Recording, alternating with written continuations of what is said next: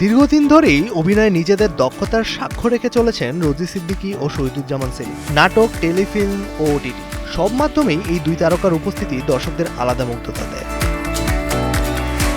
অভিনয়ের ভিন্নধর্মী উপস্থাপন আর স্বাভাবিক সংলাপ বলার ভঙ্গিতে দর্শকদের হৃদয়ে জায়গা করে নিয়েছেন এই দুই তারকা। সময়ের সঙ্গে নিজেদের অভিনয়কে আরও পরিণত করে তারা হয়ে উঠেছেন দেশের নাট্য অঙ্গনে নির্ভরযোগ্য দুই শিল্পী।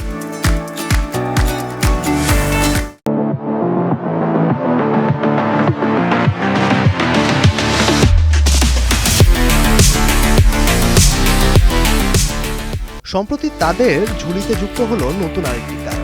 এবার তারা যুক্ত হলেন ছুটির গল্প শিরোনামের একটি পডকাস্ট শোতে। এবং জাহাঙ্গীরনগর বিশ্ববিদ্যালয়ে আর্মি রেড করেছিল, রেড করে আমাদেরকে কয়েকজনকে ধরেও নিয়ে গিয়েছিল এবং ইউনিভার্সিটি 7 মাসের জন্য বন্ধ ছিল।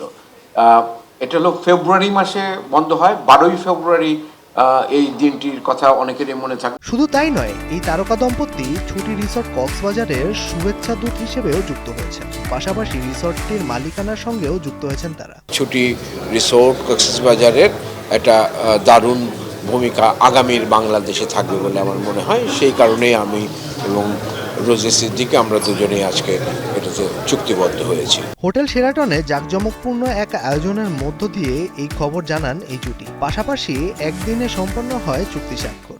শহীদুজ্জামান সেলিম ভাই আমাদের ছুটির এই প্রচারকে উনি সারা পৃথিবীব্যাপী ছড়িয়ে দিবেন, এটাই আমাদের কাম্য। সব মিলিয়ে অভিনয়ের প্রতি ভালোবাসা আর দীর্ঘ অভিজ্ঞতায় রোজি সিদ্দিকী ও শহীদুজ্জামান সেলিম এখনো দর্শকদের কাছে সমানভাবে প্রাসঙ্গিক, প্রশংসিত। মেজবাউদ্দিন, কালের কণ্ঠ।